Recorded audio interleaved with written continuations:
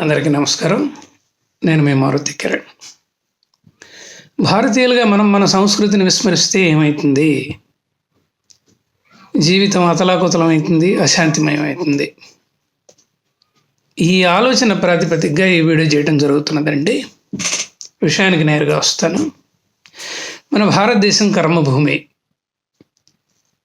కురుక్షేత్రంలో శ్రీకృష్ణ భగవానుడు అర్జునుడికి కర్మ అంటే ఏంటి, కర్మఫలం ఏంటి, అసలు కర్మను ఎలా ఆచరించాలి అన్న విషయం మీద అద్భుతంగా వివరణ ఇస్తాడండి. ఈ వివరణ స్వీకరించిన మీదట మీమాంసలో ఉన్న అర్జునుడు అద్భుతంగా యుద్ధం చేయడం జరుగుతుందన్నమాట. అందువల్ల మన భారతదేశాన్ని కర్మభూమి అని అన్నారు. అలాగే చాలామంది మహర్షులు కొన్ని లక్షల సంవత్సరాలు ఈ భూమి మీద తపస్సు చేయటం జరిగింది. అందువలన తపోభూమి అన్నారు. అలాగే యజ్ఞాలు చేశారు, యాగాలు కూడా చేశారు కాబట్టి యజ్ఞభూమి, యాగభూమి అని కూడా అన్నారు. ఇంకో ఆశ్చర్యకరమైన విషయం ఏంటంటేనండి, దాదాపు 15 ఏళ్ల క్రితం నాసా వాళ్ళు శాటిలైట్స్ ద్వారా విహంగ వీక్షణం చేస్తూ ఉంటే మన భారతదేశానికి సంబంధించి ఒక అద్భుతమైన విషయం గోచరించింది. అదేంటంటే, ఏ దేశాలకి లేని ఒక ప్రత్యేకత మన దేశానికి ఉండటం గమనించారు. అదేంటంటే, ఒక వెలుగు భారతదేశాన్ని చుట్టూ అలా పరిభ్రమిస్తూ ఉంది. ఇప్పటికీ కూడా ఆ వెలుగు కూడా మనకు కనిపిస్తూ ఉంటుందన్నమాట. ఇది ఏ దేశం చుట్టూ కూడాను ఇలా పరిభ్రమించడం జరగలేదు. ఇది నిజమా అన్న మీకు అనుమానం రావచ్చు. యూట్యూబ్లోకి వెళ్ళి India is protected by super power అని ఒకసారి సెర్చ్లో కొట్టండి. వెంటనే మీకు భారతదేశం పటం వస్తుంది. ఒక వెలుగు భారతదేశం చుట్టూ పరిభ్రమిస్తూ మనకు కనబడుతూ ఉంటుందన్నమాట. ఈ విషయంలో నేను కొంతమంది పండితులని సంప్రదించాను. వాళ్ళకి ఈ వీడియో కూడా చూపెట్టడం జరిగింది. వాళ్ళు ఏమన్నారంటే, ఇందాక చెప్పినట్టుగానే మన భారతదేశం కర్మభూమి, తపోభూమి, యజ్ఞభూమి, యాగభూమి కాబట్టి ఒక విధమైన వైబ్రేషన్స్ మన భారతదేశం చుట్టూ పరిభ్రమిస్తున్నాయి. అదే వెలుగు రూపంలో మనకి గోచరిస్తున్నది అని చెప్పారండి. ఇంకా పండితులు ఏం చెప్పారంటే, వేదాలు కూడా ఏం చెప్పినాయంటే, అసలు భారతదేశంలో పుట్టడం అంటే కొంత జన్మ సంస్కారం ఉండాలి అని. అంటే ఈ సంస్కారాలకి మూలం వచ్చేసి తల్లి, తండ్రి, గురువు అండి. మళ్ళీ వీరి ఎంపిక భగవంతుడిదే. అంటే భగవంతుడు మనల్ని భూమి మీదకి తల్లిదండ్రుల ద్వారా పంపిస్తాడు. ఈ తల్లిదండ్రుల ఎంపిక, ఈ జననము, మరణము ఇదంతా కూడాను మన చేతిలో ఏమీ లేదు. ఇది భగవంతుడి చేతిలో ఉంది. అయితే ఈ తల్లి, తండ్రి, ఈ గురువు, ఈ ముగ్గురు కూడాను మన జన్మ సంస్కారాలని పోషించటానికని చెప్పేసి భగవంతుడి చేత వినియోగించబడిన వ్యక్తులండి. అంటే వాళ్ళు డిప్యూట్ చేయబడ్డారు. వీళ్ళ ముగ్గురికి కూడాను ఒక సారూప్యత ఉందండి. అదేంటంటే, తర్వాతి తరాల వాళ్ళు అభివృద్ధి చెందాలి అని, లేకపోతే తర్వాత సంతతి వాళ్ళు అభివృద్ధి చెందాలి, బాగుపడాలి, ఆరోగ్యవంతులుగా ఉండాలి, ఐశ్వర్యవంతులుగా ఉండాలి అని. అందుకనే ఈ ముగ్గురు ఎప్పుడు ఆశీర్వదించినా ఒకటే చెప్తారు. అదేంటంటే, ఆయురారోగ్య ఐశ్వర్యాభివృద్ధి రస్తు అని. అంటే ఆయువు ఉండాలి, ఆరోగ్యం ఉండాలి, ఐశ్వర్యం ఉండాలి, తద్వారా అభివృద్ధి జరగాలి అని వాళ్ళు ఆశీర్వదిస్తూ ఉంటారు. ఇంకొకటి ఏంటంటే, ఈ తల్లి, తండ్రి, గురువులో ఎప్పుడు కూడాను పాజిటివ్ ఎనర్జీ ఉంటుందండి. అంటే ఆలోచన ద్వారా, కర్మ ద్వారా ఈ పాజిటివ్ ఎనర్జీ మనకి అందించబడుతూ ఉంటుందన్నమాట. సరే, దీన్ని స్వీకరించాలా లేదా అనేది మన మీద ఆధారపడి ఉంటుందన్నమాట. అంటే ఈరోజు ప్రపంచంలో ఈ ప్రముఖమైన దేశాలన్నీ మన వైపు చూస్తున్నాయంటే అది మన దేశం యొక్క గొప్పతనం అండి. మన సంస్కృతి యొక్క గొప్పతనం. అంటే ఈ గొప్పతనం మన సంస్కృతిలో ఉంది. అదే భారతీయత, హిందుత్వం. మనందరికీ తెలుసు హిందూయిజం అనేది, హిందుత్వం అనేది ఒక మతం కాదు, అది ఒక జీవన విధానం అని. అంటే మనిషి అన్నవాడు ఇలా జీవించాలి అని ప్రపంచానికి చాటి చెప్పే ఒక గొప్ప విధానం అన్నమాట. ఈ వసుదైక కుటుంబకం అన్నది కూడా ఈ భారతీయుల్లో అంతర్లీనంగా ప్రవహించే ఒక అంతర్వాహిని. దాదాపు 10-15 ఏళ్ళ నుంచి మనం ఒక విచిత్రమైన విషయాన్ని చూస్తున్నామండి. అదేంటంటే ఈ దైనందిన యాంత్రిక జీవితంలో అలసిపోయి నా అన్న వాళ్ళ ఆప్యాయత కూడా కొరవయి ఈ ఒంటరిగా మిగిలిపోయిన వాతావరణంలో బతుకు భయం నుంచి బయటపడే ప్రయత్నంలో మనశ్శాంతిని వెతుక్కుంటూ ఈ పశ్చిమ వాస్తవ్యులు ఈ తూర్పుకి పయనిస్తున్నారండి. ఇది మనం చూస్తూనే ఉన్నాం. పెద్ద పెద్ద టెంపుల్స్ దగ్గర మన భారతీయులతో పాటు పాశ్చాత్యులు కూడాను చాలా ఎక్కువగా కనపడుతున్నారు. ముఖ్యంగా అరుణాచలంలో వీళ్ళని మనం ఎక్కువగా చూస్తూ ఉంటాం. వాళ్ళు అనుకున్నారు జీవితంలో మనకేమీ కొదవలేదు, అద్భుతమైన సంతోషం ఉంది, విపరీతంగా ఐశ్వర్యం ఉంది, డబ్బులు ఉన్నాయి అని. కానీ వాటిని అనుభవించిన తర్వాత వాళ్ళకి అర్థమైంది ఒకటే, మనం ఏదో మిస్ అవుతున్నాము. ఇన్ని ఉన్నా కూడాను మన జీవితంలో ఒక విధమైన అశాంతి ఉంది. ఈ అశాంతి నుంచి మనం బయటపడాలంటే ఏం చేయాలి అని వాళ్ళు కూడాను పుస్తకాలు చదవడం ప్రారంభించారు. దేశాల యొక్క చరిత్రలు తిరగేయటం ప్రారంభించారు. అప్పుడు వాళ్ళకి మెల్లమెల్లగా అర్థమయ్యేది ఏంటంటే భారతదేశంలో ఆధ్యాత్మిక సంపద చాలా ఉంది. మనిషి జీవితానికి అల్టిమేట్ ఏమిటో అది అక్కడ జరుగుతుంది అని విశ్వసించి వారు ఇక్కడికి రావడం జరిగిందండి. ఇప్పుడు 500 సంవత్సరాల క్రితం నిజంగా అమెరికా లేదు. ఇంగ్లాండ్ నుంచి కొంతమంది సుదూరంగా ఉన్న ఒక గడ్డ మీదకి చేరుకొని అక్కడ సెటిల్ కావడం జరిగింది. వాళ్ళనే మనం అమెరికన్స్ అని అన్నాం. ఆ గడ్డనే అమెరికా అన్నాం. కానీ మన భారతదేశం 5000 సంవత్సరాల చరిత్రత సంస్కృతి కలదండి. ఈ సంస్కృతి మూలం ఒకటే. అదేంటంటే భారతీయులు 3 ముందే తలంచారండి. వారే తల్లి, తండ్రి, గురువు అన్నమాట. అంటే ఒక స్థాయిలో పైకి వచ్చిన వాళ్ళు, ప్రపంచానికి దేశానికి దిశానిర్దేశం చేసిన వాళ్ళు, జీవితాలని సుసంపన్నం పునీతం చేసుకున్న వాళ్ళు, నలుగురికి అన్నం పెడుతున్న వాళ్ళు, నలుగురికి స్ఫూర్తిగా నిలుస్తున్న వాళ్ళు చేసింది ఒకటేనండి. అదే తల్లి, తండ్రి, గురువులను గౌరవించటం, వారికి కృతజ్ఞత చూపించటం. కానీ ప్రస్తుత పరిస్థితిని కనుక జాగ్రత్తగా గమనించినట్లయితే ఈ పరిస్థితి తారుమారైందండి.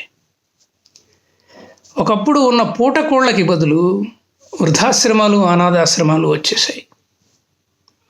అంటే మానవ సంబంధాలు ముఖ్యం అయిపోయాయి. వావి వరసలు పగజూరిపోతున్నాయి. తల్లికి లభించవలసిన గౌరవము, తండ్రికి లభించవలసిన గౌరవము, అలాగే గురువుకి లభించవలసిన గౌరవం కూడాను లభించటం లేదండి. అందువలన ఇప్పటి తరాలి వాళ్ళు ఎక్కువగా అశాంతికి గురవుతున్నారు, అసంతృప్తికి గురవుతున్నారండి. అంటే ఈ విషయాన్ని మనం చాలా ఉదాహరణ ద్వారా కూడాను చెప్పచ్చు. అదేంటంటే ఈ దేవతలకు నాయకత్వం కోసం అని చెప్పేసి వినాయకుడు నారాయణ మంత్రం పఠనం ద్వారా తల్లిదండ్రులకి, శివుడికి, పార్వతికి చుట్టూ ప్రదక్షిణ చేస్తూ నాయకత్వాన్ని పొందడం జరిగిందండి. అంటే ఈ తల్లిదండ్రులని గౌరవించటంలో వినయాన్ని కూడాను ప్రదర్శించి ప్రదక్షిణ చేశాడనమాట. అలాగే మీరు ఆదిశంకరాచార్యుల వారిని తీసుకోండి, రమణ మహర్షిని తీసుకోండి, చివరికి పరిపూర్ణానంద స్వామిని ఇలాంటి వాళ్ళు గొప్పవాళ్ళని తీసుకోండి. వీళ్ళందరూ కూడాను తల్లి ఆశీర్వచనంతోనే మఠాధిపత్యాన్ని పొందారండి. ఇక కర్ణుడు, అర్జునుడి దగ్గరకు వద్దామండి. కర్ణుడు అర్జునుడి కంటే పరాక్రమవంతుడు, కానీ కర్ణుడు రకరకాల శాపాలకి గురైపోయి చివరికి పరాజితుడయ్యాడు. అతని జీవితంలో రెండు పొరపాట్లు జరిగాయండి. అదేంటంటే గురువైన పరశురాముడి దగ్గర బ్రాహ్మణుడు అని చెప్పేసి అబద్ధం చెప్పటం, అలాగే దుష్టుడైన దుర్యోధనుడితో చేతులు కలపటం. అంటే ఈ 2 కారణాల వల్ల అతను పతనావస్థకు చేరుకున్నాడు. అలాగే ద్రోణాచార్యుని గౌరవించటం వల్ల అర్జునుడికి పాశుపతాస్త్రం లభించింది. కానీ తన కొడుకైన అశ్వత్థామకి మటుకు ఇవ్వకూడదని నిర్ణయించుకున్నాడు. ఎందుకంటే అలా ఇస్తే అది అపాత్రాదానం అవుతుందని చెప్పేసి భావించాడు ద్రోణుడు. అలాగే మనం నరేంద్ర మోడీ గారిని తీసుకుందాం. వారు తల్లికి ఎంత గౌరవిస్తున్నారో మనకు తెలిసిందే. అట్లాగే అబ్దుల్ కలాం గారు 2వ ప్రపంచ యుద్ధంలో నా తల్లి నాకు పెట్టిన రొట్టెల బలం వల్లనే నేను ఈ స్థాయికి ఎదగలిగానని చెప్పేసి వింగ్స్ ఆఫ్ ఫైర్లో రాసుకొని తల్లికి కృతజ్ఞత చూపెట్టుకున్నాడండి. అట్లాగే రమాకాంత్ అచ్రేకర్ని కనుక తీసుకుంటే ఆయనకి ఇద్దరు శిష్యులు. చాలామంది ఉండవచ్చు కాక మనకు బాగా తెలిసిన శిష్యులు మటుకు 2. ఒకళ్ళు సచిన్, 2 వినోద్ కాంబ్లే. వినోద్ కాంబ్లే దగ్గరికి వచ్చేటప్పటికి అతను అల్లరి చిల్లరగా తిరిగేవాడు, తల్లిని కూడా దూషించేవాడు, చిరడవాటికి లోనైపోయాడు, గురువు మాట వినేవాడు కాడు. అందువల్ల అతను దుర్గతి పాలయ్యాడండి. కానీ సచిన్ దగ్గరికి వచ్చేటప్పటికి ఏం జరిగిందంటే అతనిని భారతరత్న వరించింది. ఈ భారతరత్న తీసుకోగానే విలేకరుల సమావేశంలో చెప్పింది ఒకటే, ఈ భారతరత్న నేను మా అమ్మకి అంకితం ఇస్తున్నానని చెప్పేసి వెంటనే ఇంటికి వెళ్ళి తల్లికి నమస్కారం పెట్టాడు. అట్లాగే తండ్రి మరణశయ్య మీద ఉన్నా కూడాను టెస్ట్ మ్యాచ్ ఆడటం, అక్కడ సెంచరీ కొట్టడం, ఆ సెంచరీని తండ్రికి అంకితం చేయడం జరిగిందండి. ఆ తర్వాత తండ్రి చనిపోవటం కూడా జరిగింది. ఈ విధంగా సచిన్ టెండూల్కర్ కూడాను తల్లిదండ్రులకి అరుదైన గౌరవాన్ని ఇచ్చిన వ్యక్తి అండి. అట్లాగే ఈ కమల్ హాసన్ని తీసుకోండి, లేకపోతే రజనీకాంత్ని తీసుకోండి, వీళ్ళ గురువు బాలచందర్. వీళ్ళు ఎంత గొప్పగా ఎదిగారో మనందరం చూస్తూనే ఉన్నాం. అట్లాగే మన భారతీయ సంస్కృతిలో కూడా మాతృదేవోభవ, పితృదేవోభవ, ఆచార్యదేవోభవ అని చెప్పేసి మనం చెప్పుకుంటూ ఉంటాం. మాతృదేవోభవ అంటే నీకు తల్లే గురువుగా ఉండుగాక, పితృదేవోభవ అంటే నీకు తండ్రే గురువుగా ఉండుగాక, అలాగే ఆచార్యదేవోభవ అంటే ఆచార్యుడే నీకు గురువుగా ఉండుగాక. అట్లాగే వారాల్లో కూడాను మనం ప్రత్యేకంగా గురువారం అని పెట్టుకున్నామండి. అంటే గురువుని సంస్కరించుకునే సంప్రదాయం మనది. అందుకనే మనం ప్రతి గురువారం కూడాను గురు సంస్మరణ చేసుకుంటూ ఉంటాం. అంటే సద్గురు సాయినాథ్ మహారాజ్కి జయ అని చెప్పేసి సాయిబాబా మందిరానికి కూడా చాలామంది వెళుతూ ఉంటారు. అంటే గురువారం రాగానే ఇక నుంచైనా సరే మనం గురువుల్ని తలుచుకునే ఒక కార్యక్రమాన్ని పెట్టుకుందామండి. అలాగే తల్లి, తండ్రి, గురువే కాదండి, సూర్యుడు కానీ, చంద్రుడు కానీ, పంచభూతాలు, రైతు, అట్లాగే చెట్టు, పుట్ట, కొండ అందరూ మనకి గురువులేనండి. కొత్త ఇల్లు కట్టుకుంటున్నప్పుడు వాస్తు హోమం అని మనం చేస్తాం. వాస్తు హోమంలో కీలకమైన విషయం ఏంటంటే వృక్షాన్ని ప్రార్థించటం. అంటే నిన్ను నరికి నీలో కొంత భాగాన్ని నేను దూలాల కింద, ద్వారబంధాల కింద, అట్లాగే కిటికీల కింద ఏర్పరచుకున్నాను. అలా చేసినప్పుడు నువ్వు బాగా దుఃఖించుంటావు. కానీ నేను నా నీడ కోసం చేసుకున్న ప్రయత్నంలో నిన్ను ఇలా ఖండించక తప్పలేదు. కాబట్టి ఓ వృక్షమా నన్ను క్షమించు అని చెప్పేసి సున్నితంగా వాస్తుహోమం చేస్తూ వృక్షాలను ప్రార్థించడం అండి. నేను కూడాను దాదాపు 10 ఏళ్ల క్రితం భోజనం చేసే ముందు ప్రత్యేకంగా నా ప్రేయర్ని నేను రచించుకున్నానండి. అన్నం తినే ముందు అన్నపూర్ణ తల్లికి అలా నమస్కారం పెట్టుకుని ఇలా చదువుకుంటా నేను. అన్నపూర్ణ తల్లికి నమస్కారం, పంచభూతాలకి నమస్కారం, భూమాతకు నమస్కారం, రైతన్నకి నమస్కారం, భోజనాన్ని నా నోటి వరకు తీసుకొచ్చిన అందరికీ నమస్కారం అని చెప్పేసి మళ్ళీ ఒక్కసారి భూమాతను ప్రార్థిస్తానండి. అన్నం తినేటప్పుడు కూడాను సముద్రవసనే దేవి పర్వతస్థల మండలే విష్ణుపత్ని నమస్తుభ్యం పాదస్పర్శం క్షమస్వమే. నీ మీద పాదం మోపుతున్నాను ఒకటి, నీవిచ్చిన వృక్షాలని నరికాను, ఆ వృక్షాల నుంచి వచ్చిన ఫలాలను తీసుకొని నేను అనుభవిస్తున్నానని చెప్పేసి కృతజ్ఞత చూపెట్టుకుంటే బాగుండు అని నాకు అనిపించిందండి. అలా ప్రతిరోజు భోజనం చేసే ముందు నేను ఈ విధంగా ప్రార్థన చేసుకుంటాను. ఇది నా స్వీయ రచన. ఇంకొక ముఖ్యమైన విషయం అండి, నేను తరచుగా గమనిస్తున్నది ఏంటంటే, కొన్ని కుటుంబాలని నేను ప్రత్యేకంగా గమనిస్తున్నది ఏంటంటే, ఆ కుటుంబంలో ఎవరు సంతోషంగా లేరు. పిల్లలు సంతోషంగా లేరు, తల్లిదండ్రులు సంతోషంగా లేరు. పిల్లలకి పెళ్ళిళ్ళు అయ్యాయి కానీ పిల్లలు కలగటం లేదు. కొన్ని కుటుంబాలను ప్రత్యేకంగా పరిశీలించిన మీదట నాకు ఏమర్థమైందంటేనండి, పితృకార్యాలు చేయటం లేదండి. తల్లిదండ్రులు మరణించిన తర్వాత పితృకార్యాలు చేయటం లేదు. చేసినా కూడాను అన్యమనస్కంగా చేస్తున్నారు. శ్రాద్ధం అంటేనే శ్రద్ధగా పెట్టడం అనేది కదా, ఆ శ్రద్ధగా పెట్టడం లేదండి. ఏ కులమైనా తీసుకోండి, ఏ మతమైనా తీసుకోండి, సంవత్సరంలో ఒక్కరోజైనా సరే తల్లిదండ్రులకి కృతజ్ఞత చూపెట్టుకుంటారండి. అట్లాగే పెద్దల పండగ అని చెప్పేసి గుడికి వెళ్ళి, లేకపోతే ఊరి అవతల ఉన్న గ్రామదేవత దగ్గరికి వెళ్ళి నైవేద్యం సమర్పించుకొని మా తల్లిదండ్రులు సుఖశాంతులతో ఉండుగా కానీ పిల్లలు ప్రార్థిస్తూ ఉంటారండి. అది కూడా చేయలేని వాళ్ళ పరిస్థితి మరీ దుర్భరంగా ఉందండి. వాళ్ళ తర్వాతి సంతతికి పిల్లలు కలగటం లేదు, అశాంతితో ఉండిపోతున్నారండి. ఇది నేను ప్రత్యేకంగా గమనించిన విషయం అండి. ఇంకొక విషయం ఏంటంటేనండి, తల్లిని ప్రేమించలేని వాడు నిజంగా భార్యను కూడా ప్రేమించలేడండి. ఎందుకంటే ఆ కృతజ్ఞత ఎప్పుడైతే మిస్ అయిందో అప్పుడు వీడు కృతజ్ఞుడుగా మారిపోతాడండి.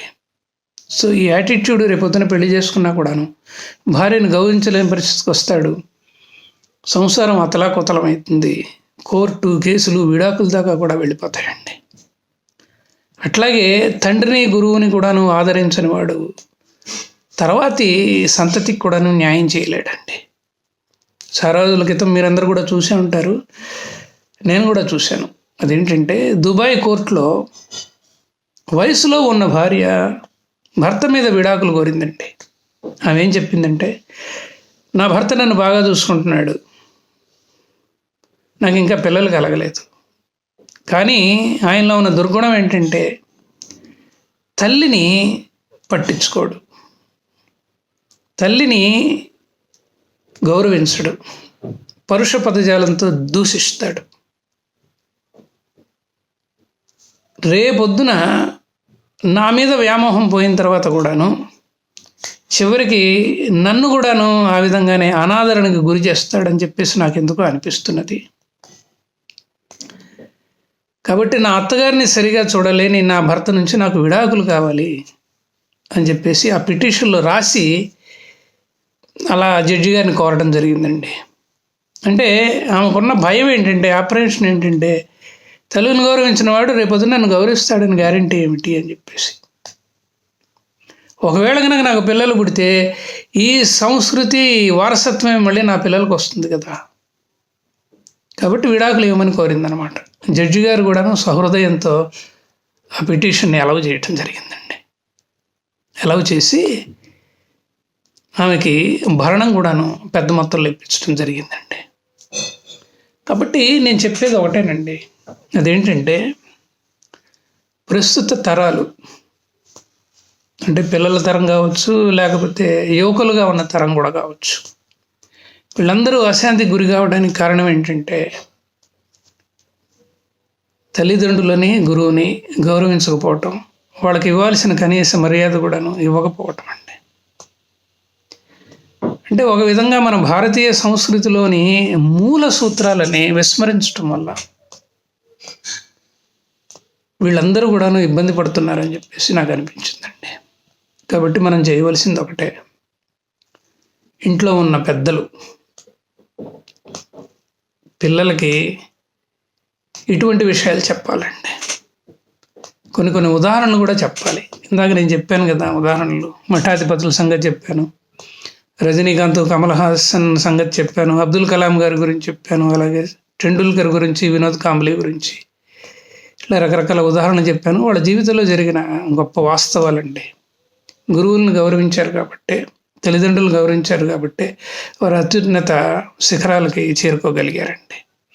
ఇంత ప్రాక్టికల్ ఎగ్జాంపుల్స్ మన కళ్ళ ముందు మెదులుతూ ఉంటే, ఇది కనుక మనం మన పిల్లలకి చెప్పకపోతే మనం చాలా తప్పు చేసిన వాళ్ళం అవుతామండి. కాబట్టి మన భారతీయ సంస్కృతి మన భారతీయులకు ఒక్కళ్ళకే కాదండి, ఇది ఒక విధంగా చెప్పాలంటే ప్రపంచ సంస్కృతి. అందుకనే నేను చెప్పాను కదా, పాశ్చాత్య దేశస్థులు భారతీయ ఆధ్యాత్మికతని అర్థం చేసుకోవటానికి అని చెప్పేసి మన దగ్గరికి కొన్ని నెలల పాటు ఉండి అధ్యయనం చేస్తున్నారండి. నేను ఎక్కడో చదివాను, జర్మనీలో కూడాను 2 సాంస్క్రిట్ యూనివర్సిటీలు కూడాను వెలిసాయిట. అక్కడ భారతీయత మీద, వేదాల మీద, ఉపనిషత్తుల మీద, భారత భాగవత రామాయణాల మీద కూడాను అధ్యయనం జరుగుతున్నదండి.